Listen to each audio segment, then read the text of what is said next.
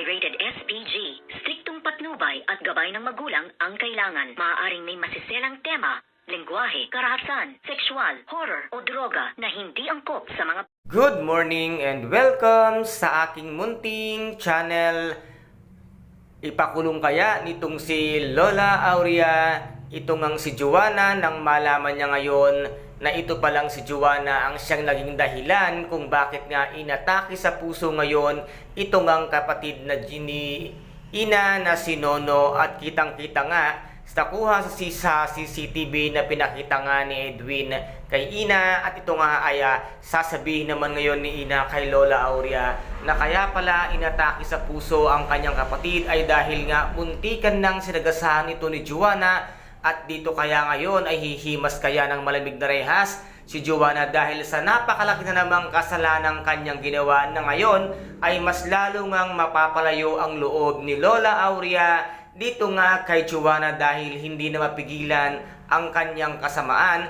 At dito naman ay may ipapakita nga itong si Lola Aurea na isang lumang litrato na agad naman itong makikilala nito nga si Ina. At masasabi nga dito ni Lola Aurea na kaya pala tayo pinagtagpo at mismong tadhana na ang gumawa ng paraan para nga tayo ay magkita, dahil mayroon talagang nag-uugnay sa kanila na ito nga ay isa sa mga magulang nga nitong si Lola Aurea, na kilalang kilala nga ito ni Ina na hindi niya maaaring makalimutan ang isang matanda na nag-aruga nga at nagpalaki sa kanya. At ngayon buong-buo na lalo ang loob nitong si Lola Aurea na itong ang si Ina lamang ang dapat na magmana ng kanyang lahat ng ari-arian at walang pwedeng maipunta dito nga sa dalawang kambal, dahil nga ngayon sa natuklasan nitong ang si Ina ay tuluyan niya na kayang pirmahan ang agreement nito nga si Lola Aurea para nga siya na mismo ang mag-manage ng lahat ng yaman ng mga De La Costa, lalong-lalo na nga ang pinag-iinteresang nito ngang si Charlie at Nilani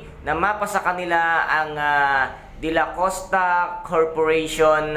At ito kasi ang kanilang nais na makamkam kay Lola Aurea, kung kaya't ganun na lamang nilang i-push ito ngang si Ina, si Joanna,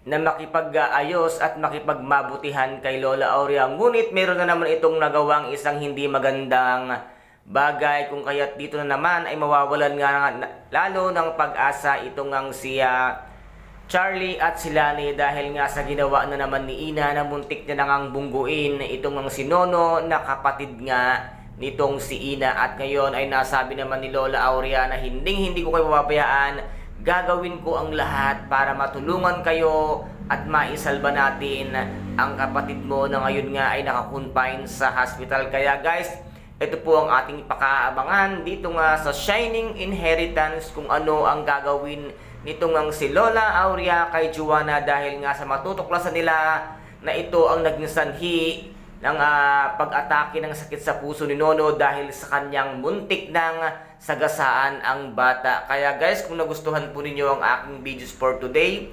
paki-subscribe na lamang po ng aking channel, paki-like and share para maging update kayo sa lahat ng gagawin kong videos. Maraming salamat po. Ingat, God bless, and bye-bye!